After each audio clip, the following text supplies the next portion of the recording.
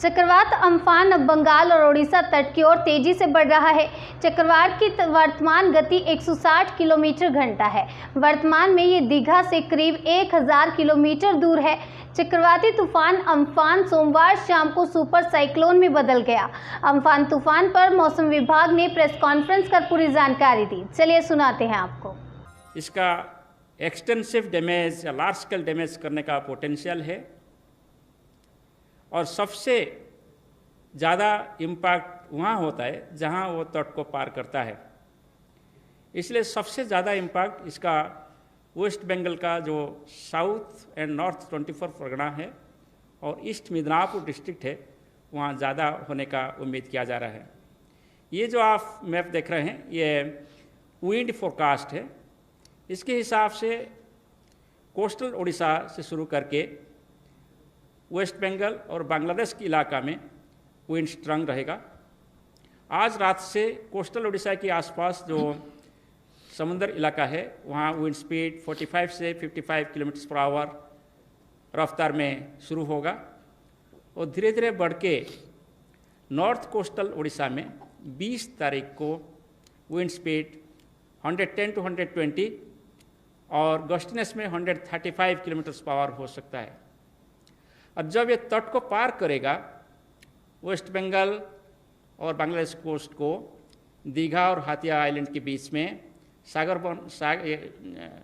सुंदरबन के आसपास, तब इसका wind speed 165 to 175 gusting 195 kmph होने का उम्मीद है। इसके साथ साथ माने साउथ 24 परगना, नॉर्थ 24 परगना और ईस्ट मिदनापुर के साथ साथ जो कलकत्ता, हुगली, हावड़ा डिस्ट्रिक्ट से वेस्ट मिदनापुर है वहाँ भी स्ट्रांग विंड रहेगा 110 to 120 kilometre per hour, gusting to 130 kilometre per hour. So वहाँ भी मेजर डैमेज हो सकता है।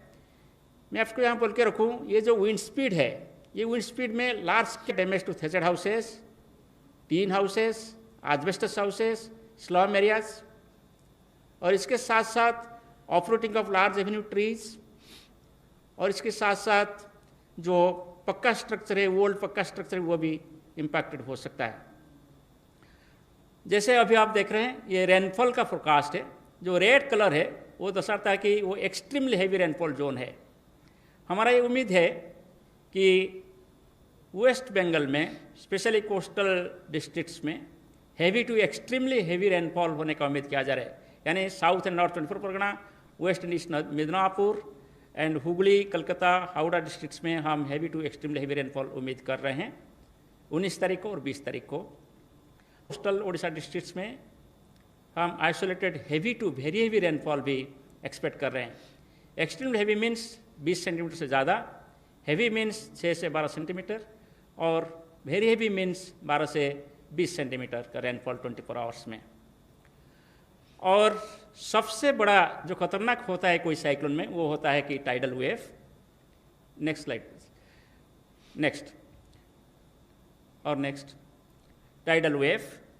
ये जो एरिया है वेस्ट बंगाल का यानी मिदनापुर और साउथ एंड नॉर्थ 24 परगना वो बहुत शैलो एरिया है।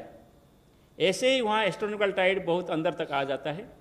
जब साइक्लोन आता है बहुत अंदर तक टाइडल वेव आ सकता है और टाइडल वेव बहुत ज़्यादा भी होता है। मैं आपको ये जानकारी दूं, समग्र विश्व में जितना टाइडल वेव रिकॉर्ड किया गया है इसमें सबसे ज़्यादा टाइडल वेव इस एरिया में रिकॉर्ड किया गया है साइक्लोन की वजह से, वो है 13 मीटर्स एबव एस्ट्रोनॉमिकल टाइड। इस साइक्लोन की वजह से जो टाइडल वेव होने वाला है, हमारा उम्मीद है कि साउथ एंड नॉर्थ 24 परगना में 4 से 6 मीटर यानी एक स्टोरी बिल्डिंग का आप 3 मीटर पकड़ें तो ये 2 स्टोरी बिल्डिंग का 6 मीटर होता है। सो 4 से 6 मीटर हाइट का एस्ट्रोनॉमिकल टाइड के ऊपर टाइडल वेव आने का उम्मीद हो रहा है। ऐसे ही मिदनापुर डिस्ट्रिक्ट्स में 3 to 4 मीटर टाइडल वेव आने का भी हम उम्मीद कर रहे हैं और ये टाइडल वेव आफ्टरनून से नाइट तक 20 तारीख को आने का उम्मीद किया जा रहा है।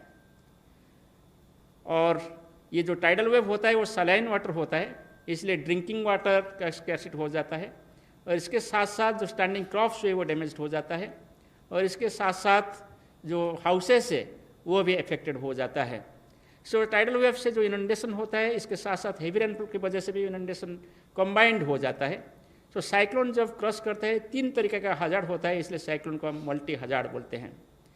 सो जो एक्सपेक्टेड डैमेज है ये विंड के साथ आप देखेंगे, हम एक्सटेंसिव डैमेज टू कच्चा हाउसेस और ओल्ड बैडली मैनेज्ड पक्का स्ट्रक्चर्स को भी डैमेज हो सकता है। तो फ्लाइंग ऑब्जेक्ट्स आ जाती है स्पीड में, जैसे कोई सिटी एरिया में होर्डिंग्स होता है, वो होर्डिंग्स से आपको प्रोजेक्टाइल जैसे आकर आपको व्हीकल को डैमेज कर सकता है।